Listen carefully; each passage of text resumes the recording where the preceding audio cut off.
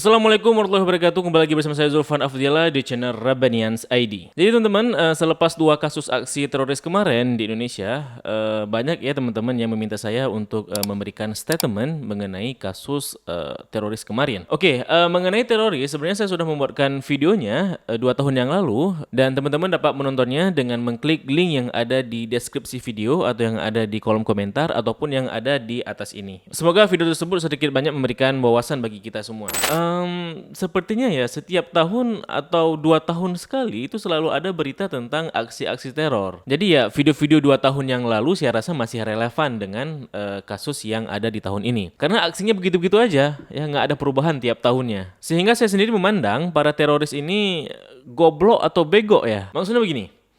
Di setiap aksi mereka akan selalu menyebarkan pesan bahwa pemerintah Indonesia itu tagut, bahwa pemerintah Indonesia itu kafir, hukumnya itu tidak berhukum dengan hukum agama, ante-ante Amerika dan lain sebagainya. Artinya apa? Artinya kan mereka punya visi, punya target yang harus dicapai. Terlepas apakah misinya itu dengan mendirikan negara Islam atau menegakkan hukum Islam atau lain sebagainya seperti itu ya. Akan tetapi dengan misi yang begitu visionernya ya, sayangnya usaha mereka ini dari tahun ke tahun itu nggak berubah. Selalu urusannya dengan bom dan teror dan sebegitulah. Kan seharusnya mereka dapat mengevaluasi bahwa sudah sekian lama pakai metode teror ini namun belum juga berbuahkan hasil, kan begitu. Sehingga kan seharusnya para kelompok militan ini membuat semacam strategi baru untuk mencapai visi besar mereka. Kan seharusnya begitu pola pikir strategisnya. Kalau memang mereka ini benar-benar militan dan ingin mencapai tujuan dan visi yang besar seperti itu. Akhirnya kan kita bertanya, apakah aksi bom-boman dan teror-teroran mereka ini memang aksi jitu untuk merebut kekuasaan atau hanya aksi rutin yang harus serta wajib ada sebagai tumbal dalam jangka waktu tertentu setiap tahunnya? Ya kalau memang untuk tujuan yang sifatnya visioner ya, seharusnya kan mereka mengevaluasi serta mengganti strateginya daripada hanya aksi bom-boman yang sudah terlihat usang dari tahun ke tahun. Sehingga saya menyimpulkan bahwa aksi teror bom-boman ini kalau bukan terorisnya yang bego, bukan terorisnya yang goblok, berarti memang agenda tahunan mereka untuk melakukan bom-boman. Terlepas dengan keuntungan apa yang mereka dapatkan dari aksi tumbal tahunan tersebut ya. Itu hanya Allah yang tahu. Nah teman-teman, adapun mengenai kelompok radikal ini dalam tubuh Islam ya, itu sudah menjadi hal yang umum diketahui seperti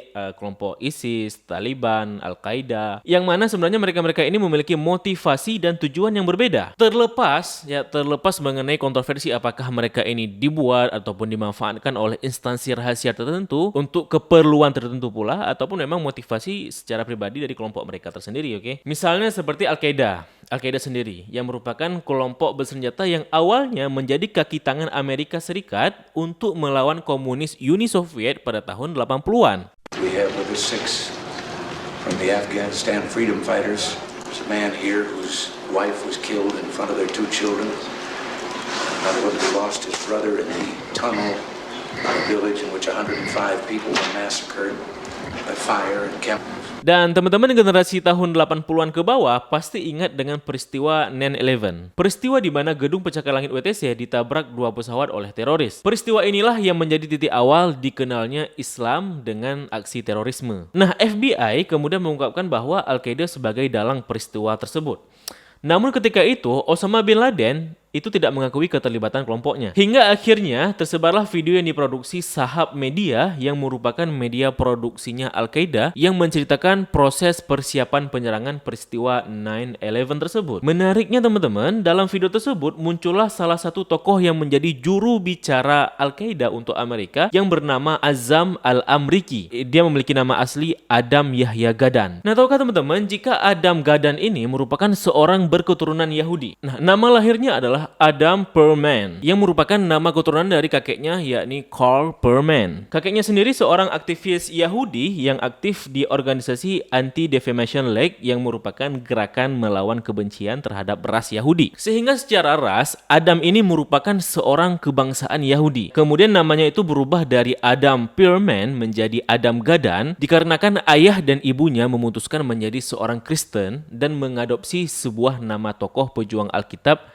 yakni Gideon. Nah kemudian teman-teman pada tahun 1995 ia mengaku masuk Islam dan kemudian pada tahun 1998 yakni berjarak sekitar 3 tahun setelah ia masuk Islam ia pindah ke Pakistan. Nah, singkat cerita, akhirnya ia diangkat menjadi juru bicara Al-Qaeda dan turut bertanggung jawab pada peristiwa 9/11 tersebut. Nah, coba Anda bayangkan ya, gimana cerita seorang yang baru 6 tahun mu'alaf, baru 6 tahun dia masuk Islam, langsung diangkat menjadi juru bicara Al-Qaeda.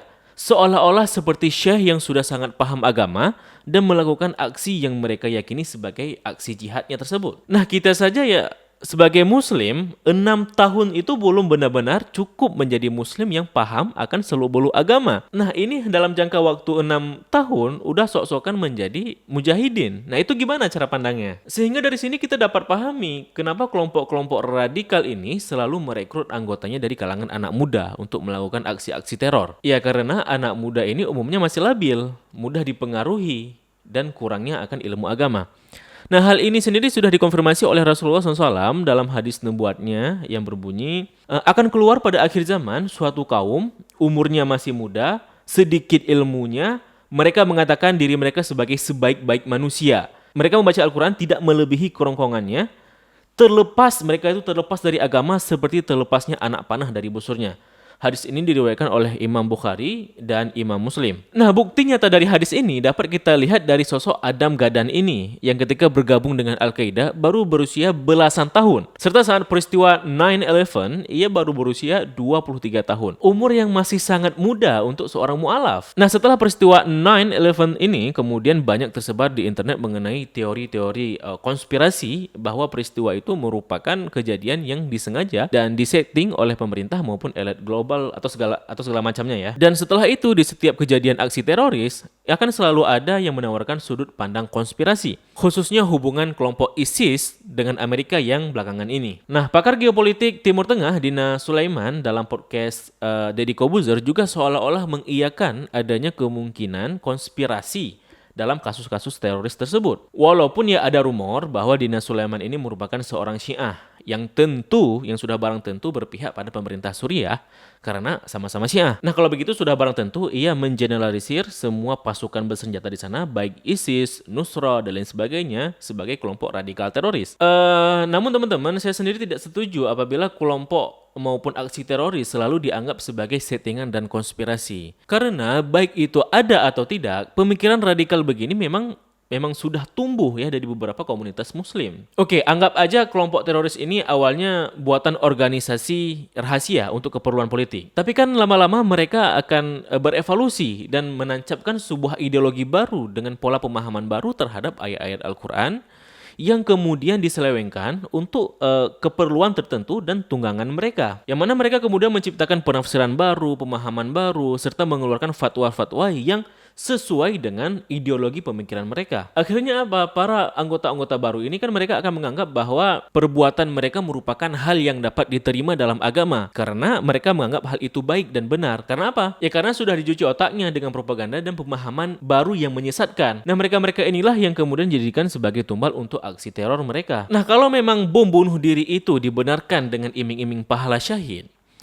lantas kenapa tidak petinggi-petinggi kelompok itu yang melakukannya? Kenapa selalu yang diutus itu adalah anak-anak muda? Nah, ini saya serahkan kepada teman-teman sendiri untuk menyimpulkan. Jadi hal inilah yang ditentang oleh para ulama dan mereka mensosialisasikan agar umat menjauhi pemahaman yang seperti ini, pemahaman radikal seperti ini. Dan juga teman-teman, kita tidak bisa selalu mengatakan bahwa teroris tidak ada agama, dia bukan Islam saat ada kasus teroris yang seperti ini.